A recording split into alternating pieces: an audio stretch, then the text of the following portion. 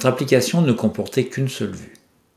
Dans la série de tutoriaux qui va suivre, nous nous proposons d'étendre ces fonctionnalités en rajoutant de nouvelles vues. Et bien évidemment, se pose le problème de transférer des informations entre ces vues. La première des choses que nous allons faire, c'est ouvrir le storyboard, le main.storyboard, et rajouter une deuxième vue. Cette vue est un view controller. Donc nous cliquons sur le bouton plus et nous cherchons view controller dans la liste. Voilà. Ainsi nous avons ajouté une deuxième vue.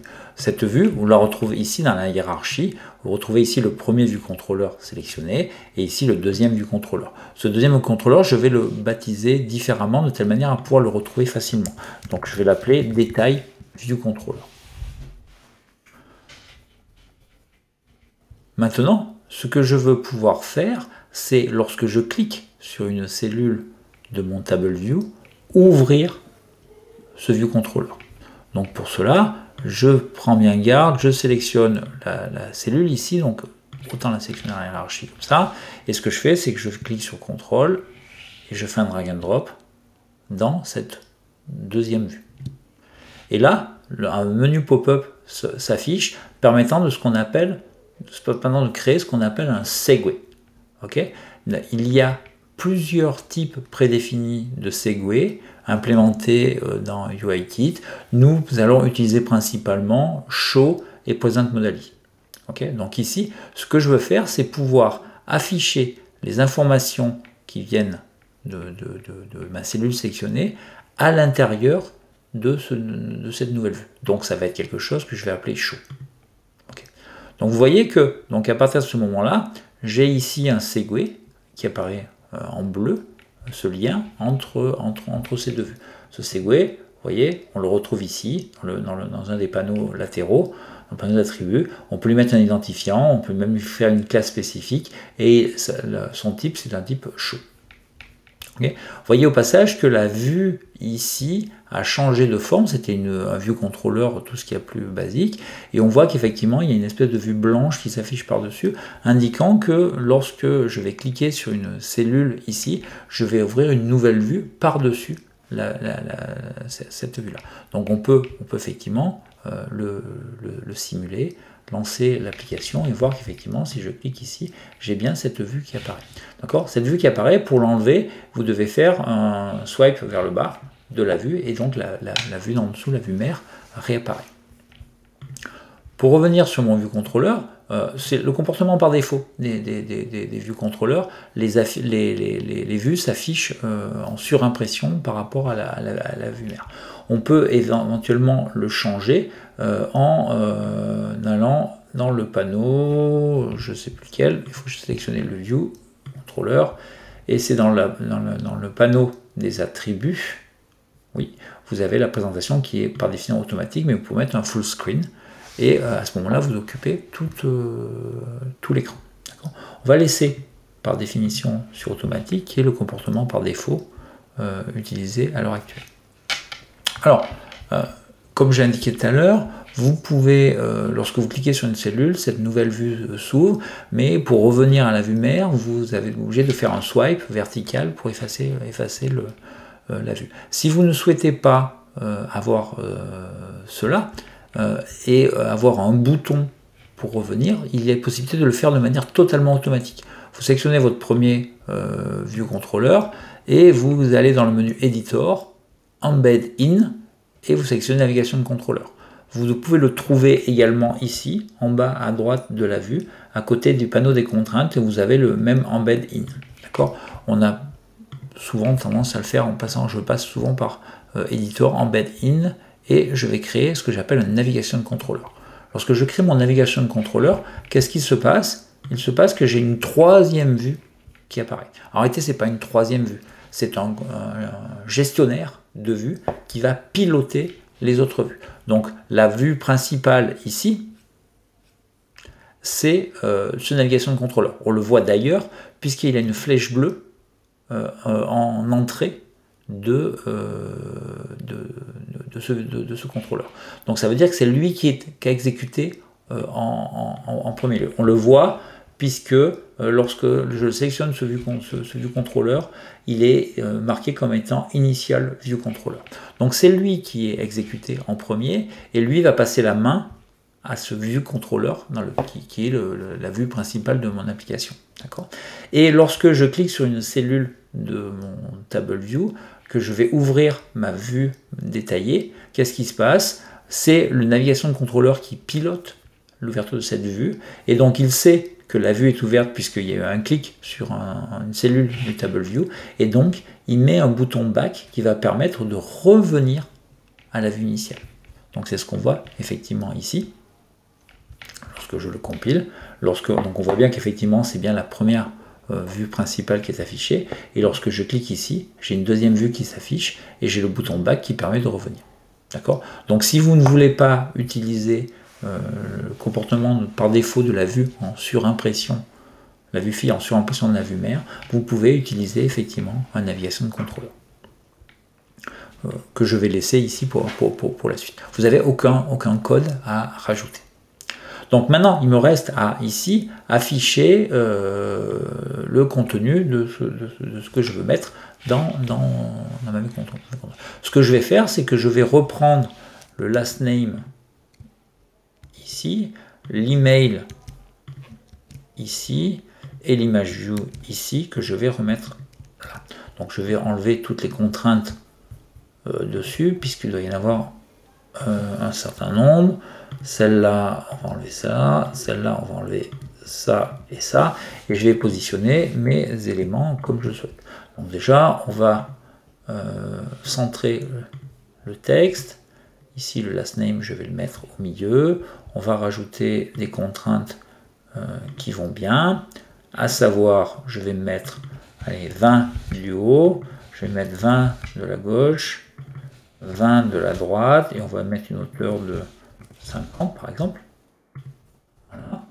Mon email, je vais lui mettre aussi des contraintes. Je vais le mettre à 20,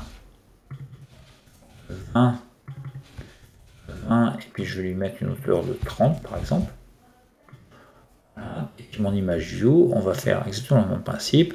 On va le mettre à 50 dessous, on va le mettre à 20 à gauche, à droite, ce qui va me permettre de définir la largeur automatique, et comme c'est une image carrée, je vais mettre un aspect ratio, ce qui va me permettre de calculer automatiquement la hauteur de cette image.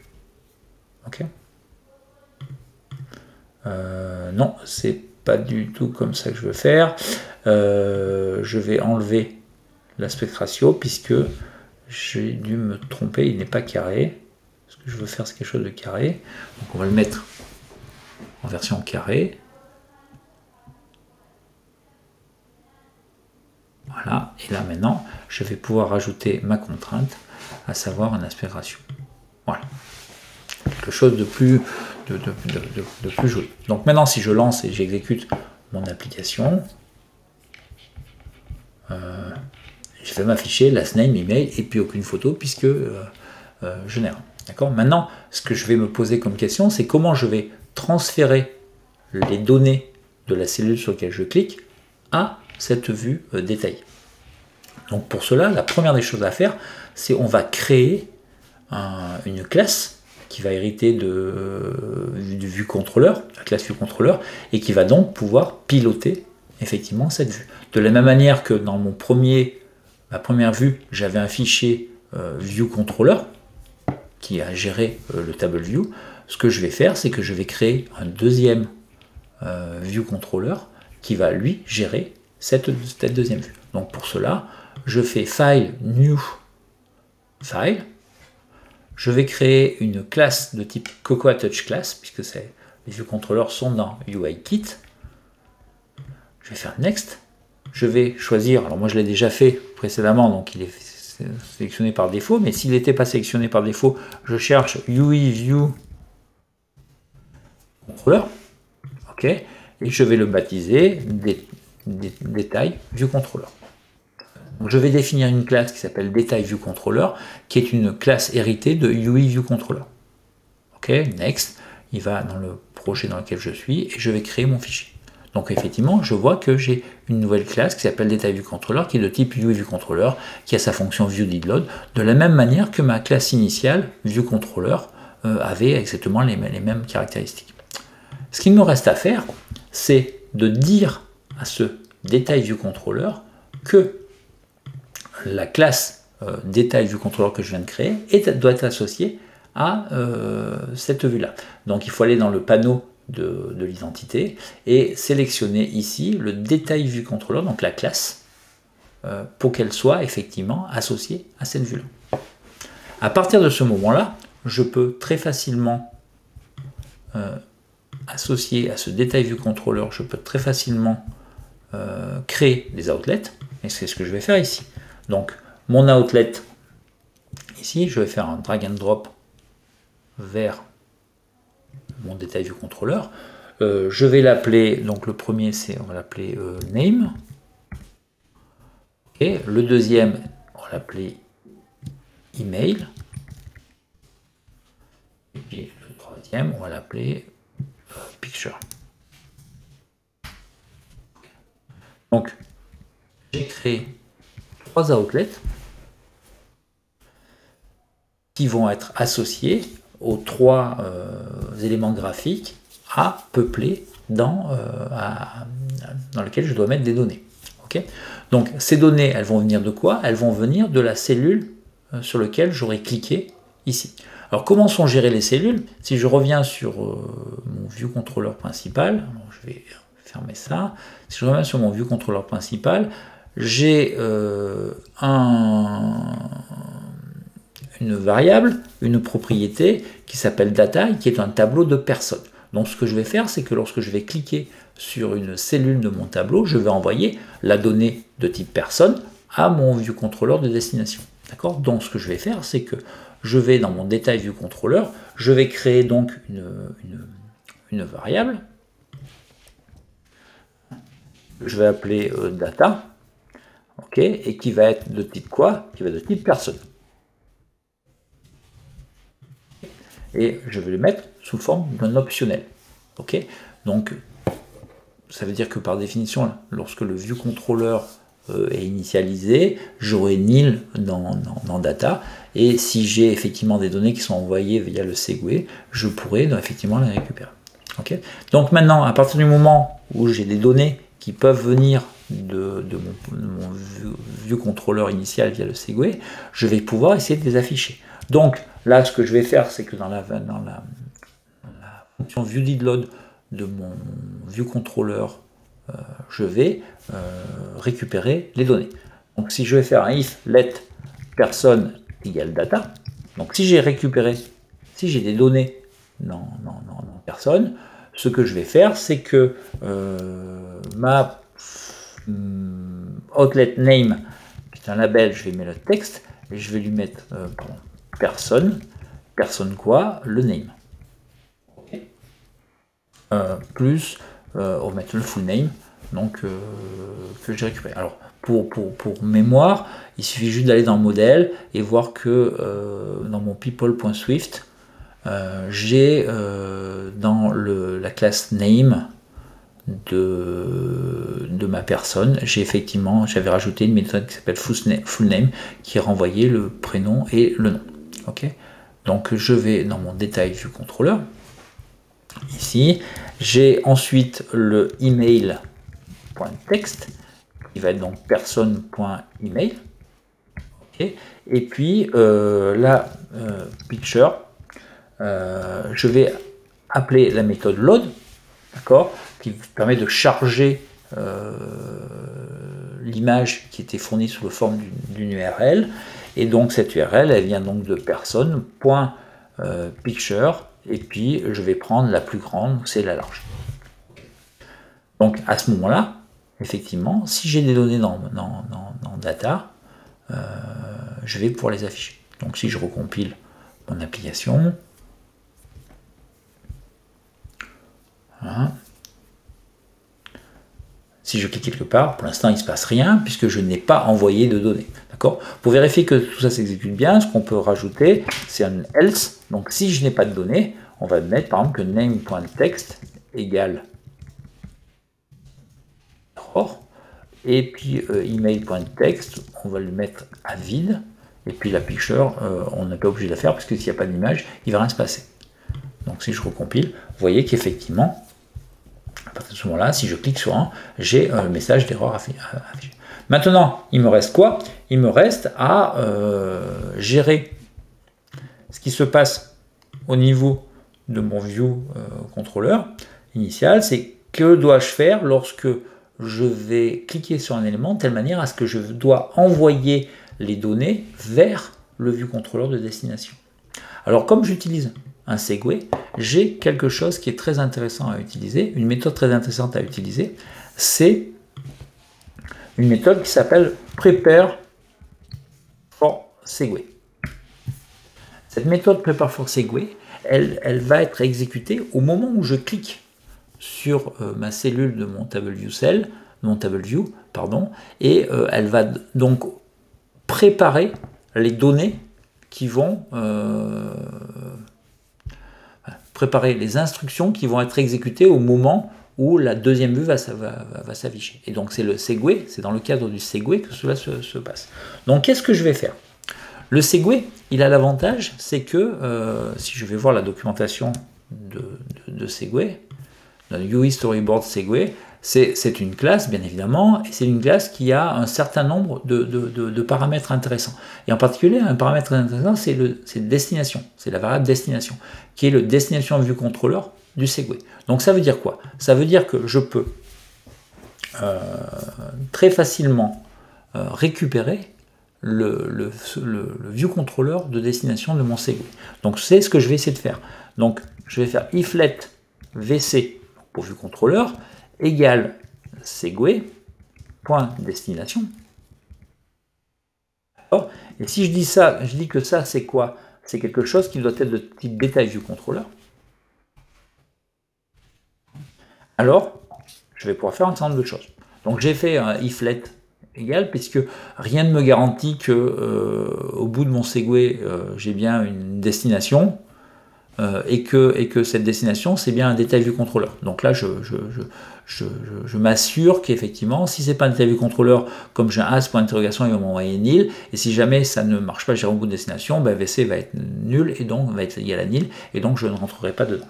Okay, donc maintenant que j'ai fait ça, j'ai récupéré dans VC mon view controller.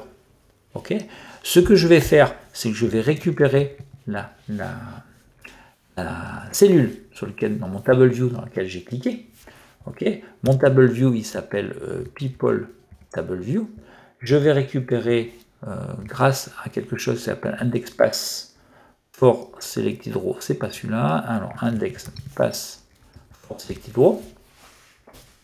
Okay, non. Et je vais récupérer la ligne en question. Donc c'est l'IndexPass sur lequel je viens de cliquer. Alors là, il risque de me mettre peut-être une erreur. Non, pas d'erreur. Et ce que je vais faire, c'est une erreur. IndexPass for Selected Row, c'est un optionnel. Donc on va le forcer un tout petit peu, parce que là, je peux me permettre de faire ça, puisque je sais que j'ai cliqué effectivement sur une des lignes de mon TableView, donc IndexPass for Selected Row va bien exister. Et donc à partir de ce moment-là, qu'est-ce que je peux faire? Je peux dire que VC, mon view controller de destination, qui a une variable qui s'appelle data, ben je vais la peupler avec data de row. Et mon data ici, c'est le data de mon view controller, c'est-à-dire ceci, c'est un tableau de personnes, et je vais pouvoir ainsi effectivement envoyer les bonnes données sur mon view controller de destination. Donc si maintenant j'exécute mon programme et que je clique sur un élément, j'ai effectivement affichage des données. D'accord? Et donc vous pouvez tester sur plein d'images différentes. Ça marche très très bien. Okay, donc ce que j'ai fait, c'est que j'ai récupéré dans la méthode Prepare for Segway le view controller de destination, et j'ai peuplé la donnée data de ce view controller. Attention dans les éléments à bien retenir, il faut sur le view controller de destination, il faut toujours créer une variable de type optionnel qui va être alimentée par le viewController initial, et c'est une fois que cette variable optionnelle est alimentée qu'on peut peupler les outlets de la vue. On ne peut pas le faire directement, sinon il y a un plantage, puisque tout simplement, lorsque je fais le prépare for Segway ici, lorsque j'écris ceci, les outlets de ma vue de destination ne sont pas encore créés, puisque la vue n'est pas créée. Okay, donc attention, il faut bien faire ceci. Enfin, pour terminer, je vais vous montrer une deuxième façon de faire pour peupler la vue de destination. Et ceci sans utiliser le Segway. D'accord? Donc ce que je vais faire, c'est que je vais supprimer le Segway. Ok? Et donc là, si je supprime le Segway, si je recompile, bien évidemment, qu'est-ce qui va se passer? Il va se passer que lorsque je clique, bah, il ne se passe plus rien. Ok? Donc, je vais utiliser une autre façon de faire, et cette façon de faire, elle vient du protocole Delegate. Puisque si je vais voir dans UI Table View Delegate et dans la documentation associée, j'ai la possibilité de répondre à des row selections, à des sélections de lignes. Et pour ça, il faut aller voir ici, vous avez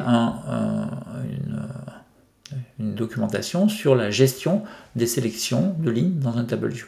Et effectivement, vous avez plusieurs fonctions qui vous permettent de faire ça et de répondre à cette section. Et donc là, vous avez en particulier cette fonction TableView qui prend comme paramètre select row et qui va vous permettre effectivement de faire ce que vous souhaitez faire. Donc c'est ce que je vais faire ici. Donc je vais rajouter, je vais mettre à la fin, là dans mes variables, je vais rajouter cette fonction, donc c'est did selected row, celle-là, TableView. Hein. Qu'est-ce que je vais faire? Donc, la première chose que je vais récupérer, c'est que je vais récupérer l'index, la ligne. Donc c'est dans l'index path row.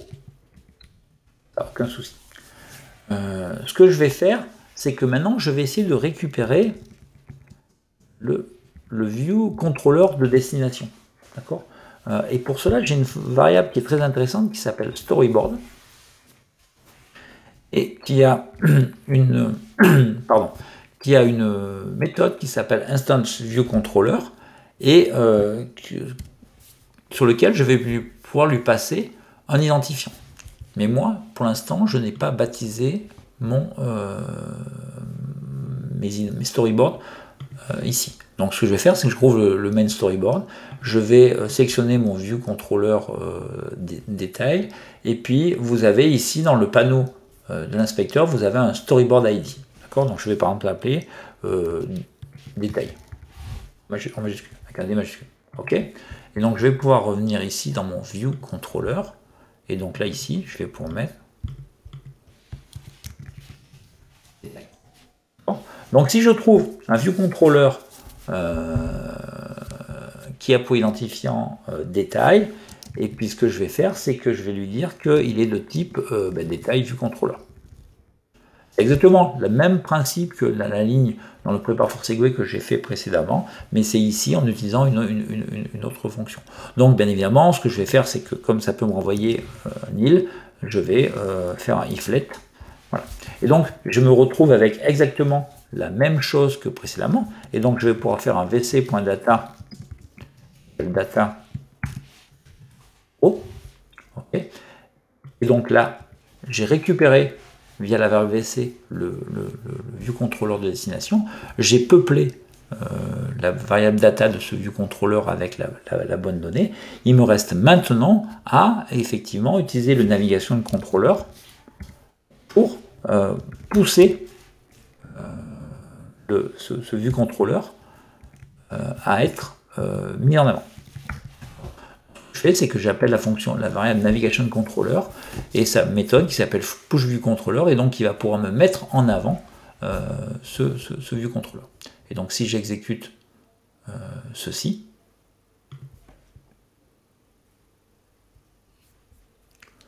normalement, ça ne doit pas marcher de la même manière.